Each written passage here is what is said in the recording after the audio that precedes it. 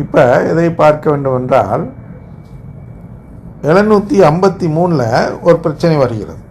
753 என்ன பிரச்சனை சொல்லப்படுகிறதுனா, இந்த பிஷப்ஸ், இந்த பாடல்கள் இருக்கிறது அல்லவா, இந்த அருங்குடை பாடல்கள், இதை 2004 ஆயர்கள் தடை செய்து விட்டார்கள். ஆயர்கள் இந்த பாடலை தடை செய்யும் பொழுது இதை மற்ற குருக்கள் ஏற்றுக்கொள்ளாமல் இன்று வரை பாடி வந்தார்கள். ஏன்னா அவங்க விளக்கம் கேட்டாங்க. அதில் நேற்று பார்த்தோன்னு நினைக்கிறேன். அவங்க விளக்கம் கேட்டாங்க.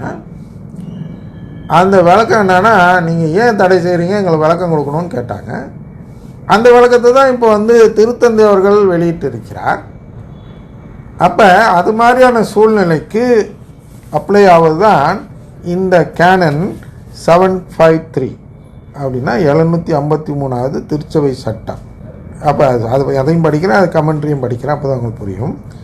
Whether they teach individually or in bishops conference or gathered together in a particular council, bishops in communion with the head and the members of the college, while not infallible in their teaching, are the authentic instructors and teachers of the faith for Christ's faithful entrusted to their care.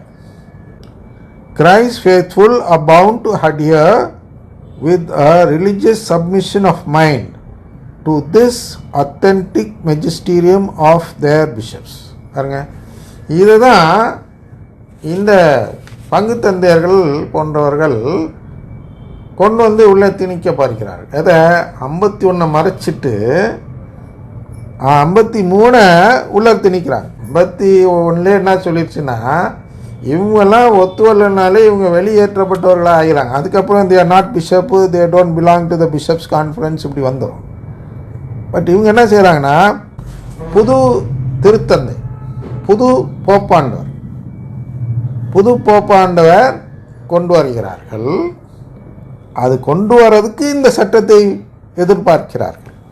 இந்த நிலைப்பாடு தங்களுக்கு வேண்டும் என்று எதிர்பார்க்கிறார்கள். இங்கே புது போப்பாண்டவர் கொண்டு வந்தோடனே அவங்க வெளியேற்றப்பட்டு விட்டார்கள். அப்படி இருக்கும்போது அவங்க பிஷப்ஸ் ஆக மாட்டாங்க. இந்த நிலைப்பாடு அவங்களுக்கு கிடைக்காது. இந்த நிலைப்பாடு எப்போ இருந்துச்சு? 2004 இருந்துச்சு. அப்போ வேணும்னா இவங்க என்ன பண்ணியிருக்கலான்னா, அந்த குருமார்கள் யாரெல்லாம் கீழ்ப்படியாமல் இருந்தார்களோ அவர்களுக்கு இந்த சட்டத்தை காட்டி அதற்கு தகுந்தாப்புல சஸ்பென்ஷனோ ஏதோ ஒன்று செய்து அவங்களுடைய அந்த அதிகாரத்தை அவர்கள் தக்க வைத்திருக்கலாம்.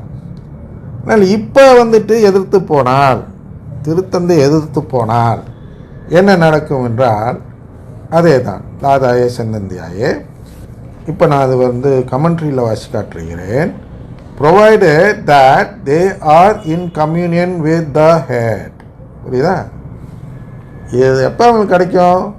அவர்கள் ஹெட்டுனா அங்கே போப்பாண்டவரோடு ஒன்றித்த நிலை, போப்பாண்டவரோடு ஒத்து போகக்கூடிய நிலையில் இருந்தால்தான் இந்த சட்டம் அவங்களுக்கு செல்லுபடி ஆகும். அதுக்கு பேர் தான் என்ன சொல்கிறாங்கன்னா, religious submission of mind. The response demanded by this teaching is to be a religious submission of mind அப்படின்னு அது போயிட்டு இருக்கு. நம்ம கொஞ்சம் ஃபாஸ்ட்டாக போவோம்.